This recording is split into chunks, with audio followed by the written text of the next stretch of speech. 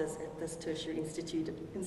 That will remain unmentioned, but known. But I mean, really, you know, from going to a private school, which is not a unique crisis for most non-white people who went into white schools to deal with. I mean, I remember during the state of emergency having to drive through, you know, the brick throwing and all of that in the N2 in civvies clothes, and then we were quickly, the three of us who were not white, were quickly ushered into the principal's office to quickly change, strip off our civvies clothes, get into school uniform, and then walk out as if nothing had happened. We weren't really allowed to talk about what we'd just been through.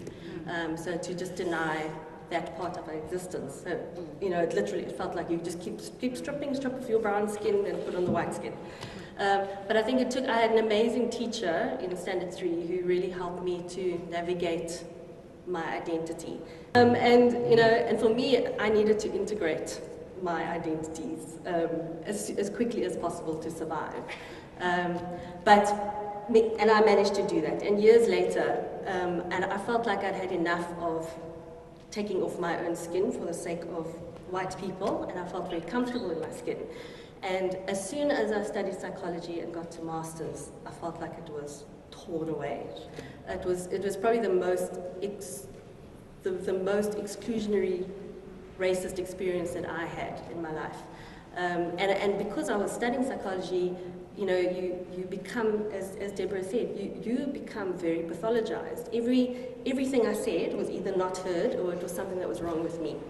And again, because I didn't have the words to articulate this in this very flowery academic psychological language, I just thought I was going mad. Maybe they're right. And as soon as I would try and defend because some of these clients that we were working with were coming from the Cape Flats, were coming from Khadija, and I'd be the one to say, but you know, this person didn't miss the session because of some deep-seated, you know, analytical issue. They just didn't have the flipping taxi fare. Or there's, you know, the taxis are fighting, there's no route in, but it would not be heard. It was my issue, my own stuff, or it became the client's issue. And that pathology really can make you feel extremely like you are crazy. And I found that very destructive, and it took me a long time. I think I'm still 20-something years later working through the trauma of all of that. And that is why I've tried to find my own way of working with psychology and what's useful and what absolutely needs to be rejected. And have had to learn again, you know, through the people I work with in Hanover Park and Manenberg, you know, what a relevant psychologist is and how we should be working. But that's very interesting. Sorry, No, go ahead. What interests me about what Lane is saying in terms of academia and psychology and the canons that exist, and not to erase the canons, but how relevant are these people in terms of what they've put down on paper? When you look, and they are useful in determining how relevant they are. That is their use at the moment, and what they have done. Okay. But I think that it's up to psychologists like yourself to now go, okay, so Freud said that, Watchmacall said that, so-and-so said that, so-and-so said that. There are aspects of these that is quite interesting, but actually to the context in which we work and the people with whom we are working, they don't make any sense, you know, because we are working with other things, and we are talking here. And I want to be very clear about this. This trauma, this psychological trauma, this is not finished. It's not over. We are in the middle of it. Okay, because if you go to a place, and I'll speak for Elsies because I'm living there. Now, I live in Norwood, which is a slightly better part of Elsies. People have reasonably nice houses. The house that I'm staying in, with my friend owns, she inherited from her mother. It's a 3-bedroom house. It's not fabulous, but it's comfortable. Okay? But around us we have Leonsdale or Losebos, Clark Estate, all those places. And Lane said this the other day to me. She said, the kids in Hanover Park that she's working with, they don't know anything before Hanover Park. To them, it's always existed. And what's happening there has always happened. So it's difficult to understand this if you live outside of it. And this is what I always try to say to white people who argue that it's over and it's cool now. No, man, it's not. Waar bly jy? Ken jy vir Kylie Chan Kokoletu in Langa in Anno Park in Nederland? Have you been there? It's not over. These people are still suffering the same stuff that they've suffered for centuries, you know. They were still trying to deal with themselves and the gangsters around them, who are their children, who at 16, well at 12, sometimes at 8, are doing tick. The grandchild of Mandrax. Okay, now there is some skepticism about how Mandrax came to be here, but one of the stories is that it was imported by the apartheid government from India. And of course people are poo-pooing that because they don't want that to be a story. And it was introduced into the colored communities, deliberately, you see. So we have a community of drug addicts, gangsters, and they are young, and they are dying very young, right? And you need to be scared of this. This is a problem. And I've always said, I'm waiting for this ticking time bomb to explode, where the gangsters will start going, what are we doing here? We can go to better places to do this. And they are armed and they are fucking dangerous because they no longer are with us.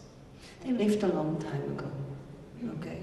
They left at school as young boys already and young girls.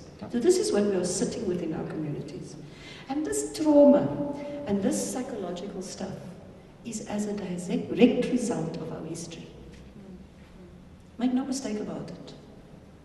You can try to explain it away. You can poo-poo it all you want. It is as a direct result of our history, our apartheid history and our colonial history. Okay? Dispossession wreaks havoc on people's mindsets and their self-esteem. And when you think nothing of yourself, you think nothing of anybody else. So to shoot somebody for 2 rand means nothing to you. Okay? And that is a creation of a system that has left people with nothing. Okay? Yeah, and I mean, just to, sorry, yeah. No, go. Just to emphasize what Khadija is saying, that it's not gangsters that create other gangsters. It is the history. It's not the violent gang fights that we have to work through and the abuse. It's that daily grind of being constantly oppressed, being constantly told you are nothing. I mean, having a child come to me and say, "I'm nothing. I'm from an Park." That's what they believe. That's what they see. That's what the media feeds them. And this kind of negative labeling of whole communities that just blocks out the good that there is as well. And I think that's the problem. I mean, I know in South Africa we stereotype a lot, every single race group, and we look for we make fun of the stupidest white Afrikaner and the prim and proper white English person and the dawn coloured and whatever. Every race group gets stereotyped in very negative light. But I think in South Africa, when there aren't enough of those other positive narratives coming from coloured communities, it really skews the picture, and that's what young people see and what they aspire to. And that is very scary for me, which is why I feel very strongly that other stories need to be heard, need to be seen, need to be visible. Yeah, and then Lane just sort of latching onto that pathologizing of people. In this case, we're talking about coloured people. I think the models in psychology has failed to recognize in the past the resilience of coloured people. The story of colourness isn't one that's only negative. We also know about being neighbourly. We know about standing together. We know about, like for example, I was horrified when I heard someone in therapy, 10 years, really? What happened to you? I mean, it was, how severe was this? What is it? Because in the coloured community, and what I know and what I've experienced is that we stand together, we need less therapy, just debrief us, and then we form a support. I'm thinking now, it's also something I spoke about in my master's. When I watched social workers work, and I was probably about 7, 8, and I used to see the little beetle coming along, and the woman with the bun. I'm a social worker, by the way, I don't do that. And she would come and want to remove a child, which wasn't always in the best interest of the child, the removal. I'm telling you, the people in the court would form a human chain, and she can try all she like to get that child, I mean, you know, at her own risk. You know. So people stand together, they support each other, they say, "Moenie die kind vat nie, ek sal na die kind kyk."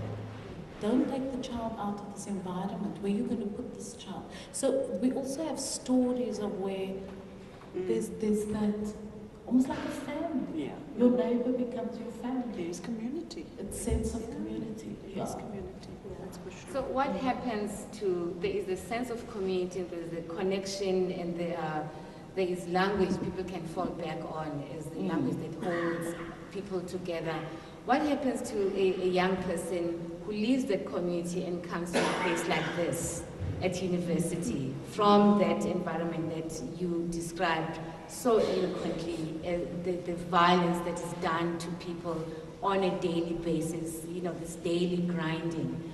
What happens to someone coming to this environment who is colored, brought up, and sometimes even goes back every day? They're not necessarily staying here.